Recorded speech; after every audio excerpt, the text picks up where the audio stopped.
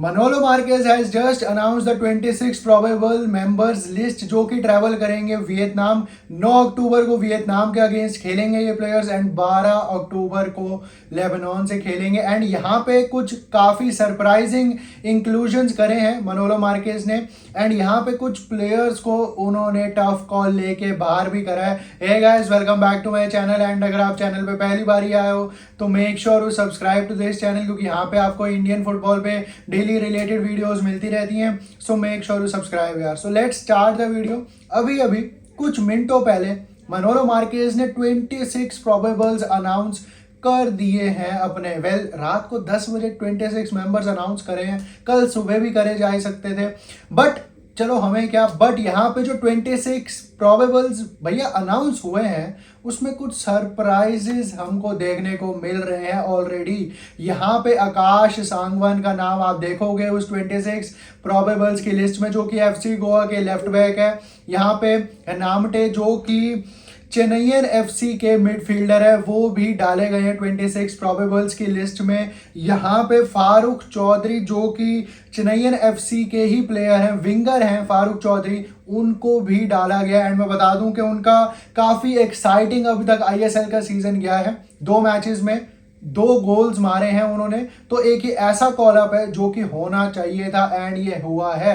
आकाश Sangwan, Farooq Chaudhary and यहाँ पे नामटे की अगर मैं बात करूं तो तीनों ही डिजर्विंग कॉलअप्स हैं देखा जाए तो। बट यहाँ पे अगर मैं बात करूं, विशाल केत की वापसी हुई है प्रोबेबल्स की लिस्ट में, रहीम अली की वापसी हुई है, विक्रम प्रताप सिंह की यहाँ पे वापसी हुई है प्रोबेबल्स की लिस्ट में। हम सबको पता है कि विक्रम प्रताप सिंह इंजर्ड थे, तो अब उन्होंने वापसी करी है। रहीम अली वापस आ चुके हैं स्क्वाड में, जो कि एक मैं नहीं चाहता था इंक्लूजन होना रहीम अली का। देखा जाए तो मनवीर सिंह ने भी अपनी जगह रिटेन करी है इस स्क्वाड में, but I really don't think यहाँ पे मनवीर सिंह को स्टार्ट करवाना चाहिए अगेंस्ट लेबनान एंड वियतनाम, क्योंकि आउट एंड आउट स्ट्राइकर नहीं है यहाँ पे मनवीर सिंह। रहीम अली फिर भी उनके अंदर वो फॉरवर्ड वाली इंस्टिंक्ट्स है, स्ट्राइकर वाली इंस्टिंक्ट्स है, बट मनवीर अली नहीं चल पा रहे हैं। उनको स्ट्राइकर की पोजीशन पे मैं नहीं देखना चाहता, बट प्रोबेबल्स की लिस्ट में आ चुके हैं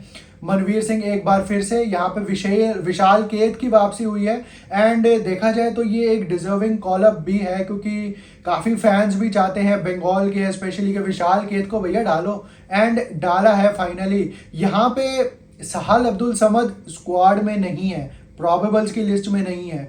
जो एक ऐसा प्लेयर जो मैं देख रहा था कि फॉर्म पिकअप कर रहा था, वो नहीं है। इंजरी इश्यूज अब सहाल अब्दुल समद को हो तो वो एक अलग बात है। जय गुप्ता यहाँ पे वो अपनी जगह नहीं बना पाए प्रोबेबल्स की लिस्ट में, जय Gupta is out and I think उसी के चलते हुए यहाँ पे आकाश सांगवान को यहाँ पे बुलाया गया है कॉलअप्स में। अब मैं एक बात बता दूं कि ये 26 प्रोबेबल्स की लिस्ट में से 23 ही फाइनल अपनी स्क्वाड में जगह बना पाएंगे। जो एक स्क्वाड होगा हमारा वो कट डाउन होगा। अभी 3 प्लेयर्स इस प्रोबेबल्स की लिस्ट में से निकलेंगे ahead of Vietnam clash, but ये प्रोबेबल्स की लिस्ट है 26। अब यहाँ पे कुछ ऐसे प्लेयर्स भी है जिनको बुलाया जा सकता था बट नहीं बुलाया गया, जिसमें सबसे पहले आएंगे पुतिया। एंड काफ़ी देर से वो डोर नॉक कर रहे हैं भैया इंडियन नेशनल टीम का। पार्थिव गोगोई भी एक ऐसा नाम है जिसको बुलाया जा सकता था। जितिन एमएस, जिनका अभी ड्यूरेंट कप इतना बढ़िया गया था एंड अभी वो आईएसएल में भी काफ़ी फायरी लग रहे हैं वो, बट आई स्टिल थिंक चलो ठीक है, अभी जितिन एमएस को थोड़ा और प्रॉमिसिंग टैलेंट बनने दो, थोड़े और नंबर्स प्रोड्यूस करने दो। बट ये 3 ऐसे प्लेयर्स थे जिनको बुलाया जा सकता था ahead of Vietnam clash. But अभी देखा जाए तो 5 to 6 प्लेयर्स यहाँ पे अच्छे बुलाए गए हैं मनोलो मार्केज की तरफ से। एंड ये कुछ एक अब ऐसा स्क्वाड है जिसमें 70% तो अभी भी पुराना स्क्वाड ही चल रहा है जो इगोर सी मैच के टाइम पे भी था, बट 30% वो प्लेयर्स हैं जो डिजर्विंगली कॉलअप्स डिजर्व करते थे नेशनल टीम में आने के लिए एंड उनको मिली भी हैं। अब यहाँ पे कई लोग कहेंगे कि और ज़्यादा अच्छे प्लेयर्स हमको बुलाने चाहिए थे, इस प्लेयर को निकालो उस प्लेयर को निकालो। तो अगर हम अपना 70-80% स्क्वाड बिल्कुल नया कर देंगे तो फिर रिजल्ट्स थोड़े और टम्बल डाउन हो सकते हैं, क्योंकि फिर लोग कहेंगे कि बिल्कुल नए नए चाहे थे, ये नई टीम को जेलअप होने में टाइम लगेगा, हमारे लड़कों को टाइम देना चाहिए, सारे नए फेसेस थे। तो बिल्कुल ही अपना स्क्वाड रिवैम्प हम एक तरीके से नहीं कर सकते। 4-5 प्लेयर करके हमको अपना स्क्वाड रीबिल्ड करना पड़ेगा।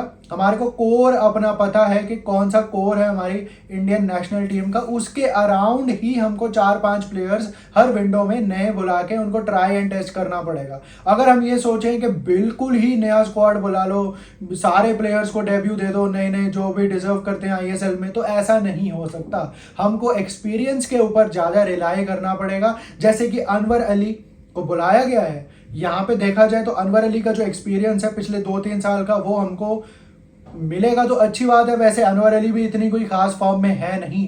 यहाँ पे चिंगलिन सना की अगर मैं बात करूँ तो उनको बुलाया गया है डिफेंस में, इन द एब्सेंस ऑफ संदेश झिंगन। अगर मैं बात करूँ राहुल बेके की तो उनको भी वापसी मिली है, अपने स्क्वाड में जगह बनाए रखी है उन्होंने। सुभाशीष बोस की मैं बात करूँ तो उन्होंने भी अपनी जगह बनाए रखी है, बट यहाँ पे मैं देखता नहीं हूँ कि सुभाशीष बोस खेलेंगे। एंड आई थिंक आकाश सांगवन को डेब्यू मिल सकता है इंडिया के लिए। अब यहाँ पे ये जो स्क्वाड है ये बिल्कुल एक ठीक देखा जाए तो स्ट्रैटेजी के साथ मनोलो मार्केस जा रहे हैं। कुछ उन्होंने 4-5 प्लेयर्स नए डाल दिए बिल्कुल फ्रेश, एंड कुछ 3-4 प्लेयर्स ऐसे जो वापसी करना डिजर्व करते थे नेशनल टीम में, तो उनको भी डाल दिया उन्होंने। बाकी do let me know your thoughts के इंडियन नेशनल टीम का ये जो प्रोबेबल्स की लिस्ट चाहिए, कौन से प्लेयर्स आप इसमें देखना चाहते थे, कौन से प्लेयर्स नहीं देखना चाहते थे। एंड आई एम श्योर काफ़ी सारे कॉमेंट्स आएंगे कि हम मनवीर सिंह को नहीं देखना चाहते थे, उसमें एक मैं भी हूँ। बट लेट्स होप कि यहाँ पे कुछ हो फॉर्मूला मनवीर सिंह को चलवाने का। क्या पता वो राइट बैक खिला दे मनोलो मार्केज उनको, क्या पता वो विंगर खिला दे मनवीर सिंह को एंड वहाँ से वो थोड़े से नंबर्स प्रोड्यूस कर दे। बट स्ट्राइकर में Manveer Singh I really don't think कि वो खेलने चाहिए। ब्रेंडन फर्नांडिस की अगर मैं बात करूँ, मिडफील्ड में वो दिखेंगे हमको in the absence of Sahal Abdul Samad, one of the best creative midfielders India has right now. तो लेट्स होप कि वियतनाम के अगेंस्ट एक अच्छा रिजल्ट हम निकालें एंड लेबनान के अगेंस्ट भी हम अच्छा रिजल्ट निकालें। तो do let me know your thoughts in the comment section. तो यही थी आज की वीडियो। अगर पसंद आई हो तो लाइक शेयर एंड सब्सक्राइब जरूर कर देना। Till then peace out.